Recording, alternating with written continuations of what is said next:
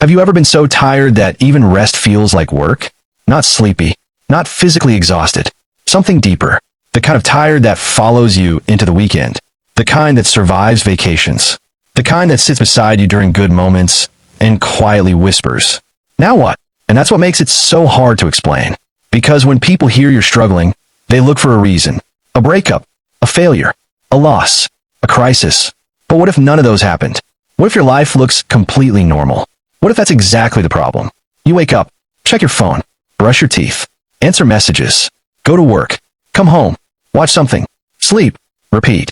Nothing is terrible. Nothing is amazing. Just another day, and another, and another. Until one morning you realize something strange. You're no longer living your life. You're managing it. You're maintaining it. Like a machine that keeps running because it has to, not because it wants to. And if you've ever felt that way, here's the question that matters. What if you're not tired of existing? What if you're tired of existing without feeling alive? There's a difference. A huge difference. Most people never notice it. Think about a song you loved years ago. The first time you heard it, it felt electric. You noticed every lyric, every note, every emotion. Then imagine listening to it every single day for 5 years. Eventually, your brain stops hearing the song the same way. Not because the song got worse, because it became familiar. This is one of the brain's greatest survival abilities. It's called adaptation. Humans adapt to almost everything. Good things, bad things, success, stress, comfort, chaos. At first, adaptation sounds amazing. And it is. It's the reason humans can survive difficult situations. But adaptation has a hidden side.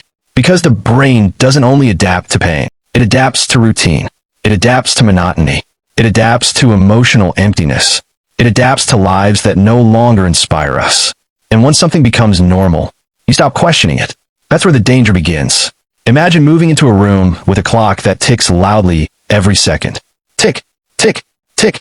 The first night, it's impossible to ignore. A week later, you barely notice it. The clock didn't get quieter. Your brain simply stopped paying attention. Now think about your life. How many things have become your clock? The stress you've normalized. The loneliness you've accepted. The exhaustion you've stopped questioning. The dreams you've quietly abandoned. The version of yourself you've slowly drifted away from. At first, those things bothered you. Now they barely register.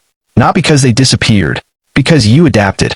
And adaptation can be so gradual that it feels invisible.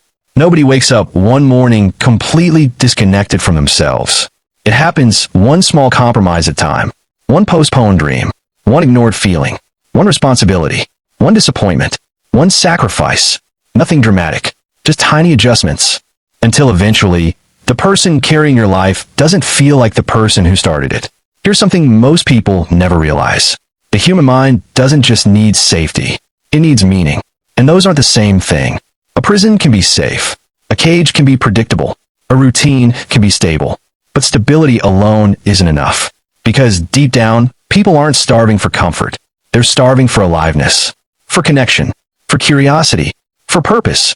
For something that makes them feel awake. That's why people can achieve everything they thought they wanted and still feel empty. The promotion, the bigger house, the higher income, the relationship, the recognition. They reach the destination.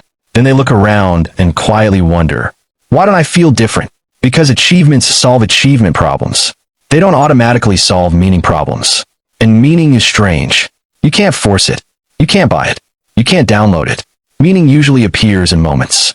A conversation that lasts longer than expected. A hobby that makes hours disappear. A place that feels familiar for reasons you can't explain. A goal that excites you more than it impresses other people. A moment where you forget to check your phone because you're fully present. Notice something? None of those moments are about status. They're about engagement. That's what many exhausted people are actually missing. Not energy. Engagement. There's a reason children seem so alive. They aren't constantly asking, what's the point of this? They're absorbed, curious, present. A cardboard box becomes a spaceship. A stick becomes a sword. An ordinary afternoon becomes an adventure. Then adulthood arrives. Schedules, bills, deadlines, responsibilities. Slowly, life becomes less about experiencing and more about managing. And eventually, many people find themselves trapped in a strange cycle.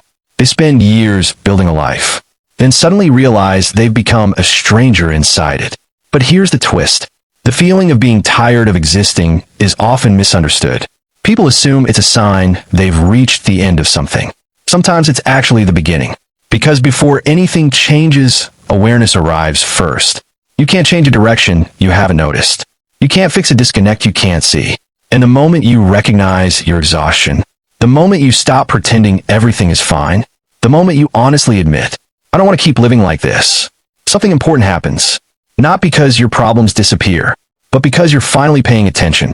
And attention changes everything. The life that's exhausting you may not be your entire life. It may only be the version you've been repeating, the identity you've outgrown, the routine you've stopped questioning, the expectations you never chose. And that's hopeful, because if exhaustion can be learned, it can also be unlearned. If disconnection can happen gradually, reconnection can happen gradually too. One meaningful conversation, one honest decision, one forgotten passion, one small change, one moment of curiosity, one step towards something that feels real, then another, and another, and another, until one day, something surprising happens.